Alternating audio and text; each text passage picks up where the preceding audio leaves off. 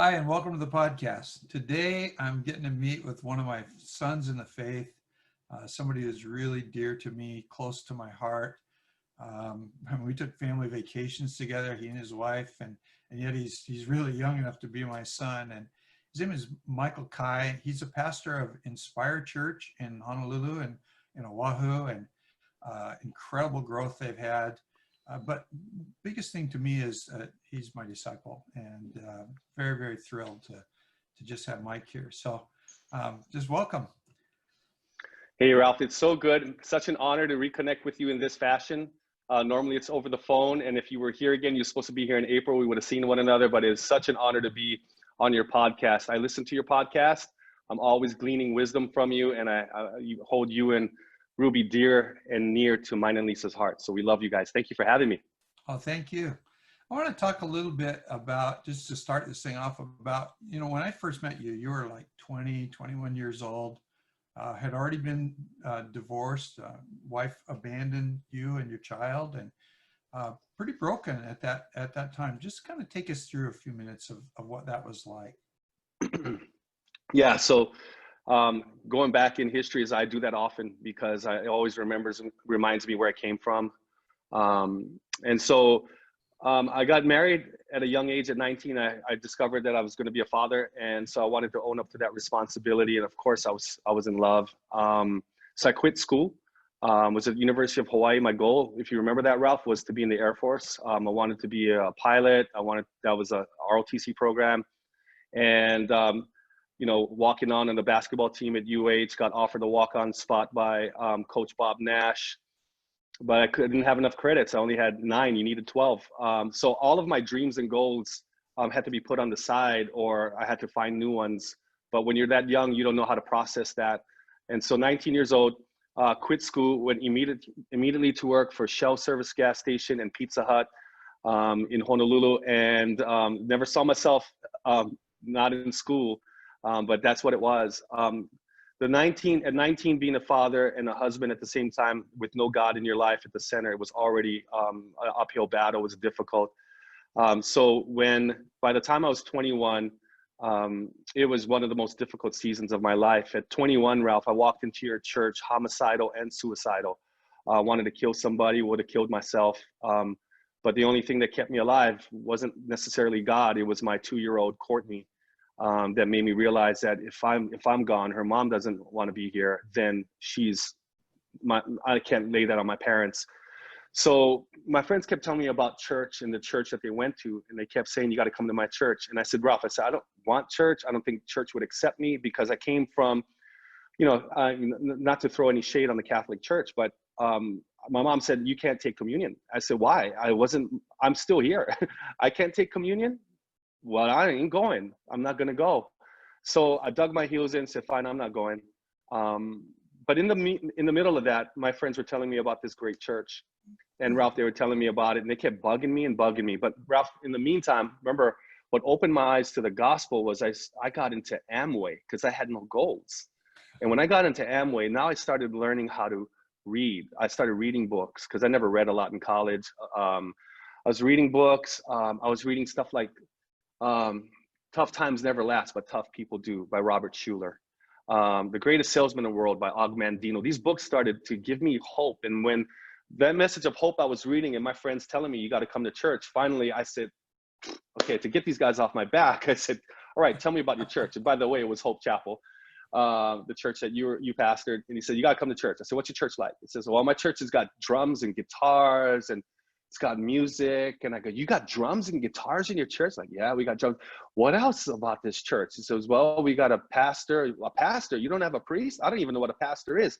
Tell me about him. He says, yeah, he wears jeans, preaches from the Bible. Wait, he wears jeans, preaches from the Bible? You got drums, you got guitars? That don't sound like a church. That sounds like a cult to me. He goes, no, you got to come. That's like, all right. So what year was this? Just for people, for background, what year was okay, this? I'm 52 years old. This was 1989. All right. 1989. And he said, well, you got to come. I said, I don't want to go. He goes, you got to come. You got to go. He goes, I'll buy you breakfast. I said, okay, I'll go.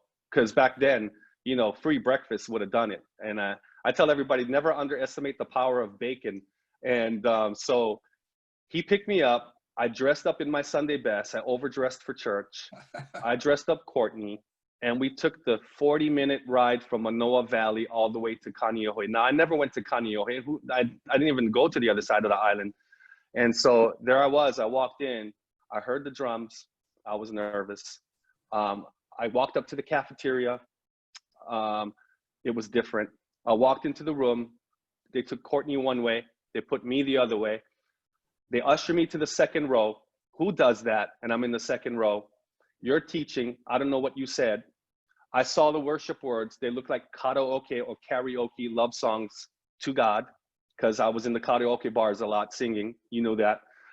Drowning my sorrows. And the worship got me. And then the message was preached. And then that afternoon or that morning, I looked up and I raised my hand. And I never stopped coming back. Now, my marriage didn't change. I still held out for 3 more years. I was celibate and single. There's a difference. I was celibate and single. I waited, and God was moving in my heart. I finally joined the small group, you called it mini church. And I had 3 tries. The funny thing is, Ralph, I went to the first one that our friend Mark ran, and I went to it and they said, hey, it's too big. This is too big. We got to stop inviting people. That was my first one. I said, I don't want to be here. And so I didn't go back. And then finally, someone says, come to John's. And I said, John Honold, okay, I like that guy. And so I went. They said, I said, can I bring my daughter? They said, yes, you can. And that began I went from a Sunday attender, faithful to God, learning everything, doing the holy hustle with Amway, American Airlines. Now I got a job there, and my life was changing. And then there's this pretty girl we can talk about that I ended up marrying, but we can get to that later. Yeah, I remember when John went out to start Hope Chapel in Kapolei, he wanted to take you with him. And I knew that if you went, Lisa would go. You guys were dating then. And she was our children's pastor at the time. And just for context, what had she been like Narcissus Queen or something? She's kind of won some kind of beauty contest. No, she was a runner-up. She should have won. She would have won. Anyway, She would win it today, but back then she was runner-up. And you had this beautiful Chinese girl that I couldn't tell if she was Chinese. I thought she was Korean or Japanese or Chinese, one or the other. She was unique. She looked innocent, and she was naive and regal all at the same time. And she took a chance on a single dad. You know, by the time the writing was on the wall and biblically, it just wasn't going to happen again. And even though I would have given it another shot, it just wasn't. Marriage. Yeah, it wasn't going to happen anymore. She didn't want to come back. So that's a story in and of itself, man. But I gave it 1 more year before I dated. So now I'm about 24 years old, and I'm asking God, if I can ever get married again. After 1 year, I heard Pastor Jack Hayford of 1 year of now I'm single and celibate again for another year because I need healing, I need wholeness. And Ralph, for another year, at the end of that year, I said, okay, it's been a year since the ink is dry. And Jack Hayford said, pray specifically, because back in that day, Ralph, I was discipled a lot on the radio. Pastor Jack, Mike McIntosh, Chuck Smith, just to name a few, and of course your program. I was a tape fiend. I ordered tapes from my business motivation side, your tapes, and my car, I turned it, because I couldn't go to school, I turned it into the University of Success. That's what I called it. Remember my Success Mobile when I rolled up to the wedding, and I broke my clutch in my Datsun B210 at Tim Gressif's wedding, and I looked at you and I was so embarrassed, and you stood out there going, what is Lisa Lum getting herself into? Well, Lisa Lum is the girl that I prayed for. I said, Lord, if I can ever get married again. Jack said, get specific. So Lord, can she please be 5'7"? Okay, because I don't want short kids. I told Lisa, I should have prayed you were 5'10". Anyway, 5'7", gorgeous Chinese, and loves Jesus more than me. She got to love Jesus more than me, because if she does, we'll make it through anything. So I didn't go through your church. I didn't creep. I didn't scope. I didn't go in looking for girls. I didn't go to the Friday night single service. I went to the old people service at 8:15. So never the two shall meet. You know, she was like this and I was going like this. And then I saw her at one of your young adult Christmas events. And Ralph, I want you to know that she kind of, she took advantage of her position. She took the roster of the church and she saw my name and she called me the next day. And that's how it all started. Really? Yes. I never have heard that story. That is funny. It was the Christmas party at Dole Cannery Square and the Dole Ballrooms. And I walked in and I saw her and I was like, oh my gosh, she must be the one. Yeah, she's tall, she's gorgeous. And I think she loves Jesus. We'll find out. That is really fun. And then, you know, I mean, the wedding was the time that we already knew each other. You'd taken me out to lunch one day at McDonald's. And I remember at that time, it's when you were first in the church and you're driving a Jeep Cherokee with a hole in the roof and it was raining on my foot. And the wedding, I mean, I couldn't believe it. You kind of got up and you sang to Lisa, and the stuff you said after the wedding and the reception, just, it's like, oh my goodness, I'm seeing this guy in a whole different light. And so I dropped the bomb on you about, you got to think about being a pastor. Kind of take us through that, because I know that was a kind of a tipping. Well, I think what all of your listeners and viewers should hear is that before I married Lisa and I proposed, I had to pass the Ralph test. That's and true. The Ralph test was taking me out to McDonald's Wednesday mornings for about 6 of them in a row. And I couldn't believe that the pastor, especially Pastor Ralph Moore, was asking me to breakfast. Of course, I knew I was being watched. I knew that you were testing me. I knew you wanted to hear what was in my heart. You wanted to know how faithful I was to my vows. I know you wanted to see what was in this guy. And I think I passed the test. Oh yeah, you did. And let me just interrupt for a minute. I wouldn't do this with everybody. But she was a staff pastor in the church. And so, right. and at this point, you're not saying anything about ministry or any of that. It's just, you know, I just want to make sure that this marriage is going to be something that adds the kingdom, and had no idea the incredible ways that it would and did. But yeah. Go ahead. I interrupted you. No, you can interrupt. This is your show. Yeah, I had no idea what God was going to do. I just was grateful that a beautiful woman, you know, I was broken, that actually loved me, thought I was attractive, thought that I had something to offer, because I was at my lowest back then. You know, I believed that nobody wanted me. I believed I was a loser, because those are the names that I was called. And when you called that for 3 years, you know, you got to overcome that with either some self-confidence or God doing something in your life. And so God brought Lisa and accepted a single dad. And so we became an instant blended family. But the day of the wedding, it was special because you did it. John was there. He was my mentor at the time. And you came up and you actually kind of ruined the honeymoon, if I can be honest, is because I took those words to heart because they were weighty, because God was already doing something in my heart. The second week, I think I went back to church after I got saved at your church, which was our church. I got saved. I promise I heard the Holy Spirit speak to me in my heart of hearts and saying, you're going to do that one day. And I talked myself out of it. I said, there's no way. What an ambitious thing to think. That cannot be God. That's got to be me. I'm so far from it. Too far. Put it out of your head. Go be a millionaire. That was my goal. And then when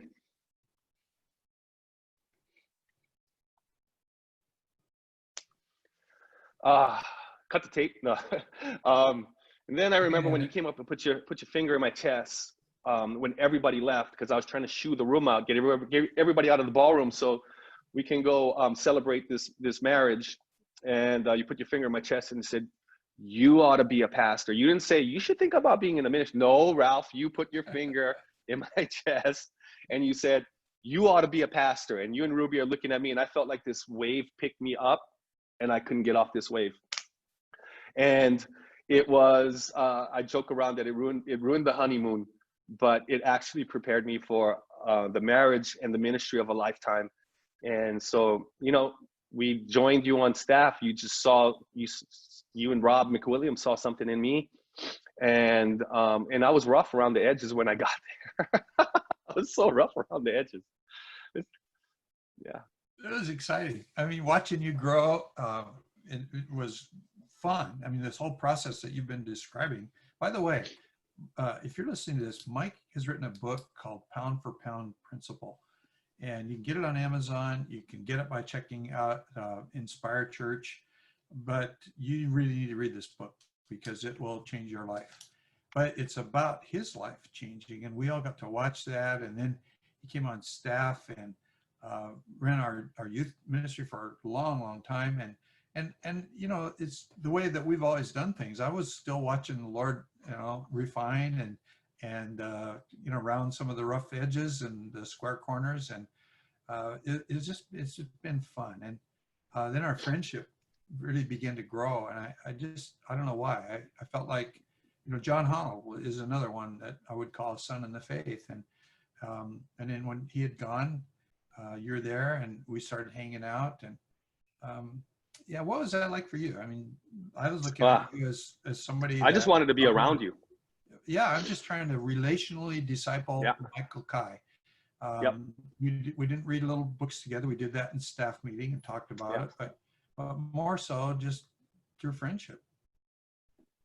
Yeah, you invited me into your world. You know, I got into those sacred spaces. And the best thing you did was put a pool in your backyard, because it's where we hung out on Sunday afternoons before we went to Sunday youth services. It's where my daughters, two of my girls, learned how to swim.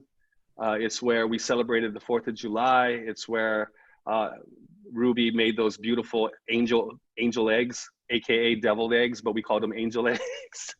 And this is where with her paprika on it. And we just entered into your life. And at the same time, you had the challenge of smoothing off the rough edges because they were rough. But you had this hungry, I had this mentality of a sponge that I wanted to pick your brain on everything. I didn't really let you rest. I had questions all the time, organizational.